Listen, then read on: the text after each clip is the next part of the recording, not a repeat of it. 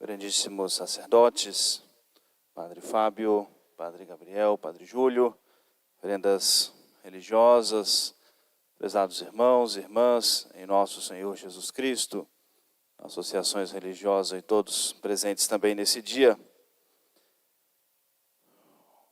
A nossa reflexão nesse dia tão importante, tão grande, tão cheio de alegria, tão cheio de fé para todos nós, católicos, a festa de Corpus Christi, a festa do corpo de Deus.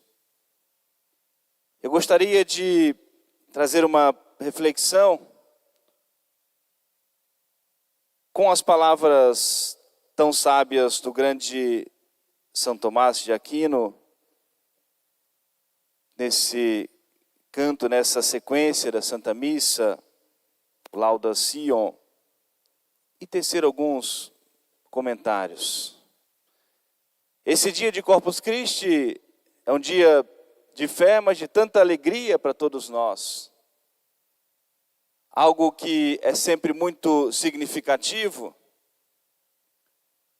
e é muito marcante nesse dia, né, os ornamentos das ruas, a doação, o trabalho, o sacrifício de cada fiel que vai doar o seu tempo, o seu trabalho, a sua criatividade, a sua inteligência, a sua vontade, o seu cansaço.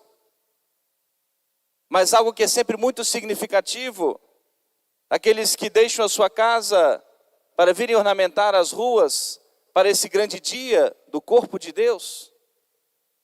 Algo que é muito expressivo nos rostos, a alegria de poder doar alguma coisa para o Senhor, a alegria de poder oferecer esse sacrifício para nós mostrarmos publicamente a nossa fé na realidade da Eucaristia. A alegria de poder unir o nosso sacrifício ao sacrifício do Senhor e com a certeza de que esse sacrifício, por amor a nosso Senhor, nos faz também ganhar merecimentos para a vida eterna, para o céu.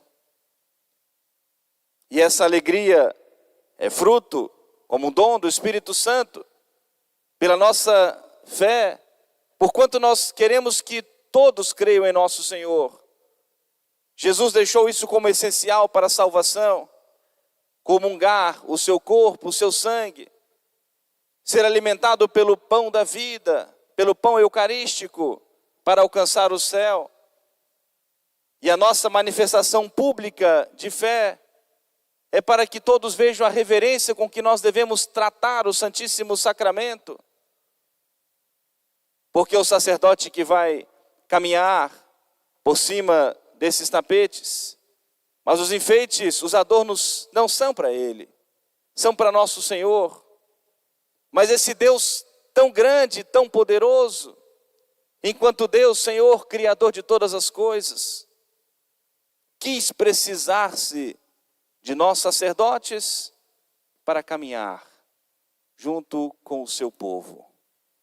Quis precisar-se de nós sacerdotes para poder percorrer algumas ruas da nossa cidade.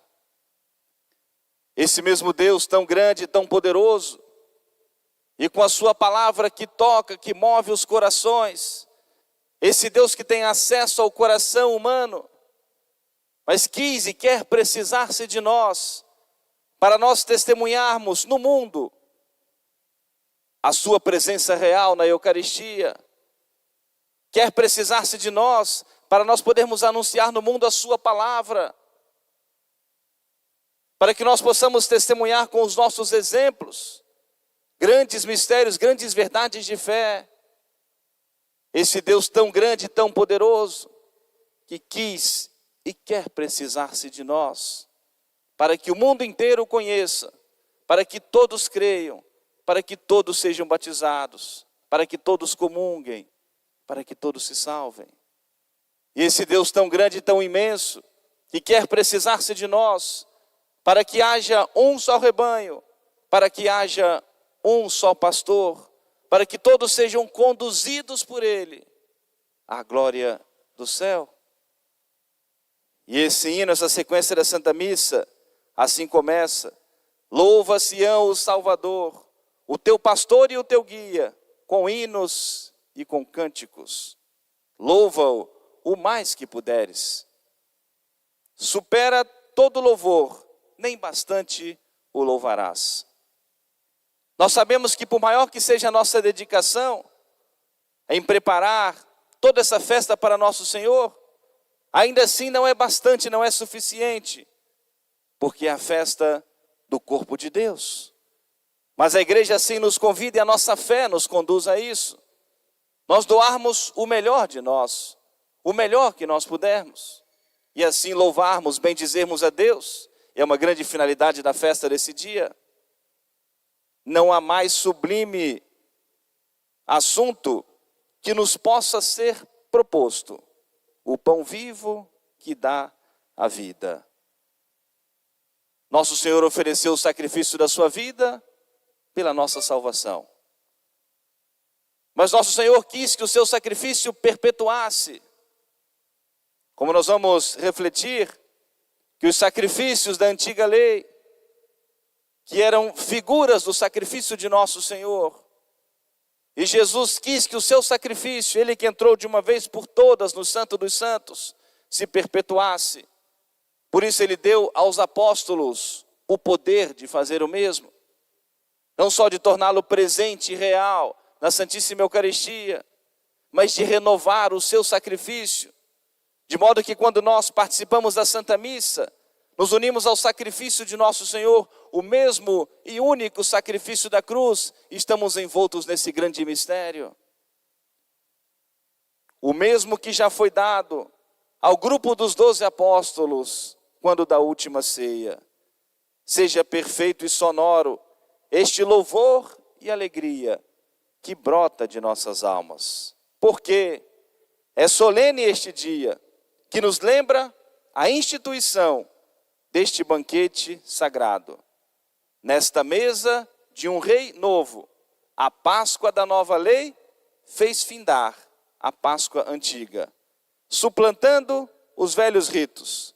Dissipa a verdade as sombras, como a luz dissipa a noite. O que Cristo fez na ceia, ordenou que se fizesse em memória de si mesmo. Quando nós vamos nos preparando, nós sacerdotes, para chegando o momento da ordenação sacerdotal, e algo que vai sempre presente no nosso pensamento, no mais profundo da nossa alma, é como vai ser aquele primeiro momento em que nós vamos emprestar a nossa voz para as palavras do Senhor, emprestar a nossa voz para sermos conduzidos pelo Espírito Santo, e de modo que naquele momento sublime e solene da consagração, nosso Senhor torna-se presente real na hóstia consagrada. A nossa preparação para aquele primeiro momento, em que vamos dizer, juntos com o bispo: isto é o meu corpo, este é o cálice do meu sangue. E precisamos fazer um ato de fé no sacerdócio que a igreja nos concedeu, um ato de fé nessas palavras tão sublimes, tão santas, um ato de fé nesse momento em que nós emprestamos a nossa voz ao Senhor, e com a certeza da nossa fé, da grande transformação, do grande milagre, do grande mistério que acontece naquele momento.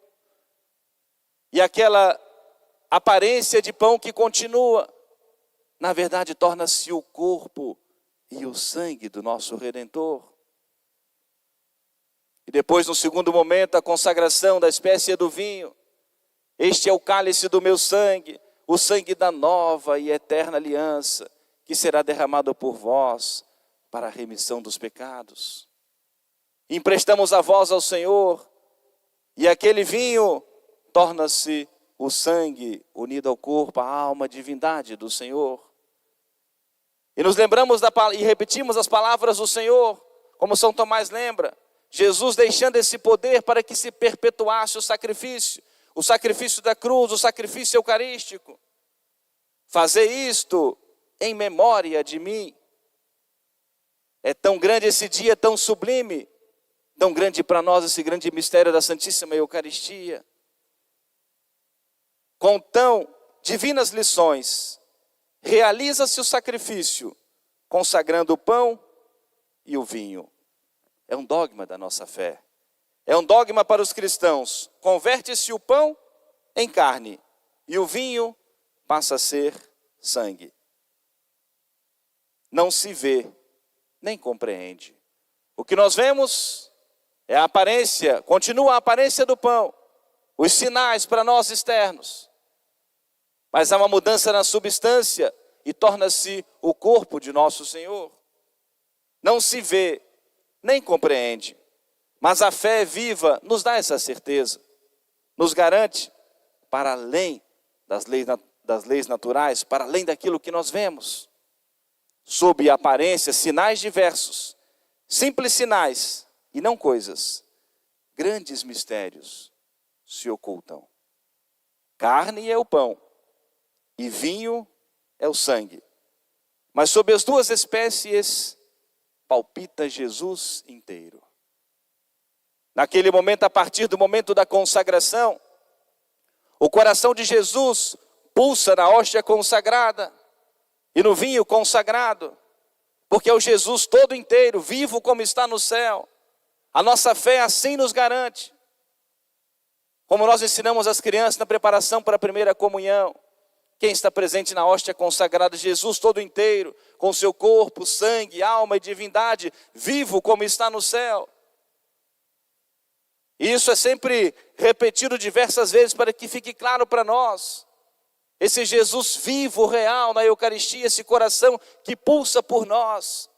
Esse Jesus todo inteiro.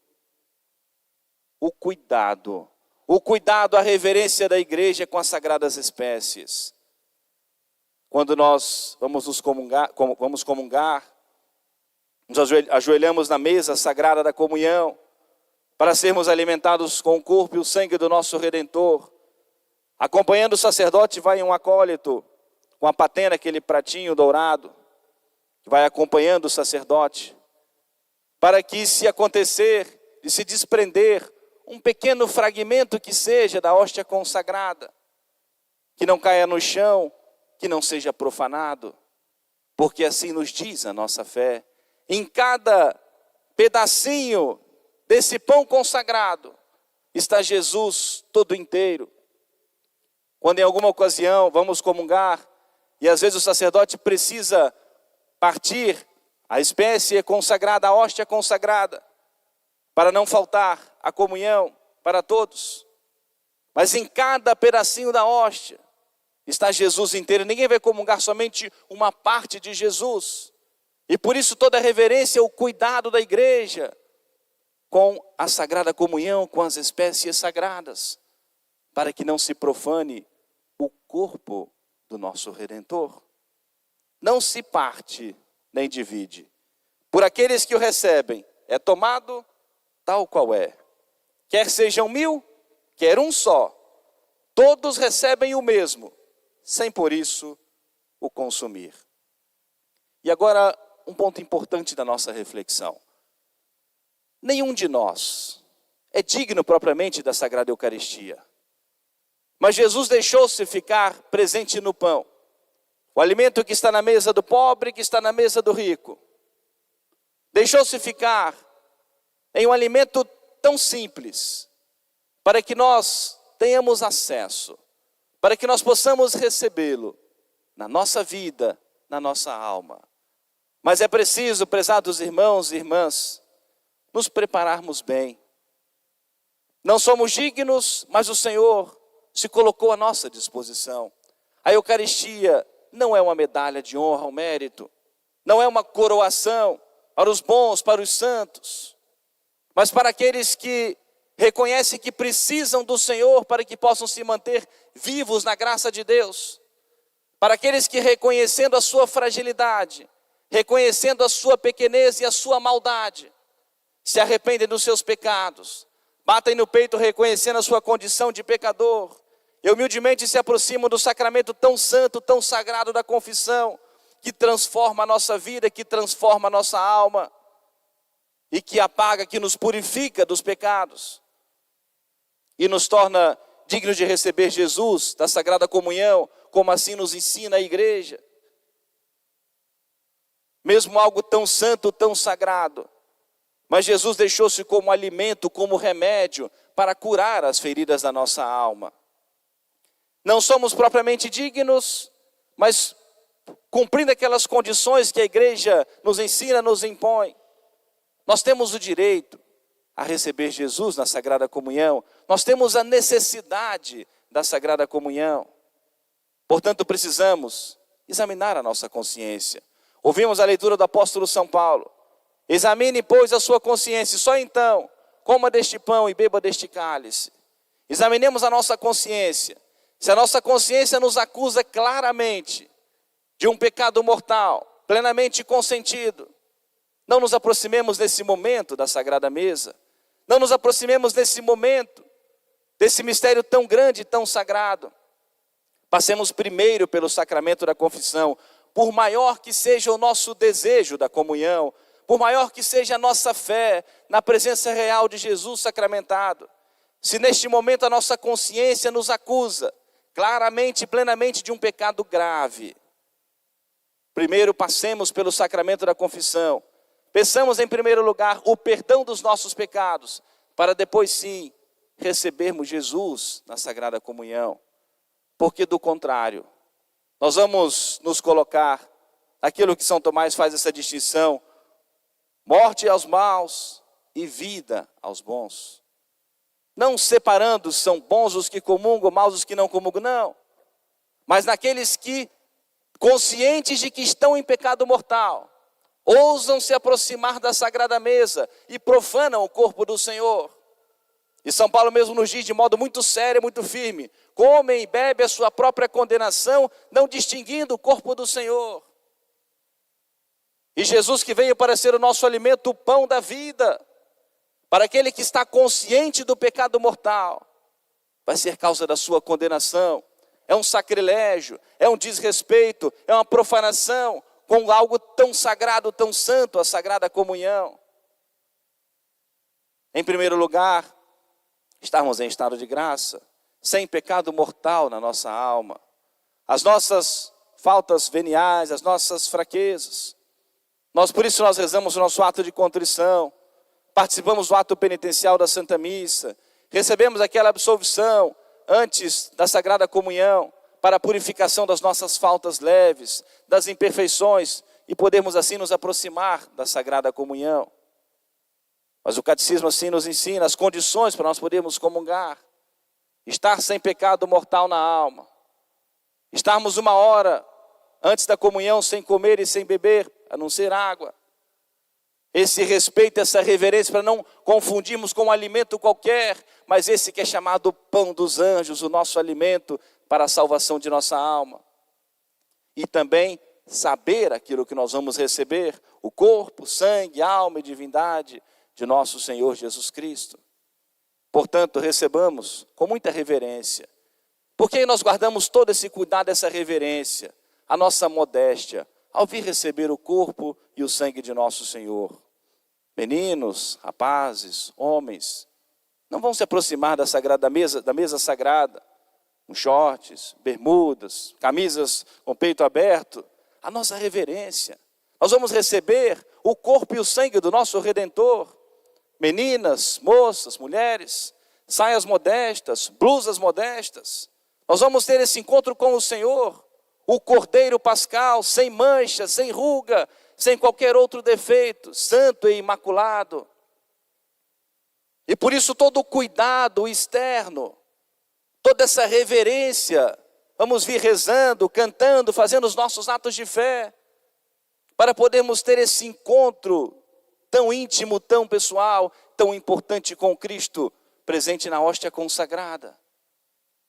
Terminando a Sagrada Comunhão, voltamos reverentemente para os nossos lugares, para podermos fazer a nossa devida ação de graças, o nosso agradecimento, que apesar da nossa fragilidade, pequenez e indignidade, o risco a todo momento de cairmos em pecado, o Senhor veio a nós, se rebaixou, se dignou vir a nós para nos sustentar, para curar as feridas da nossa alma.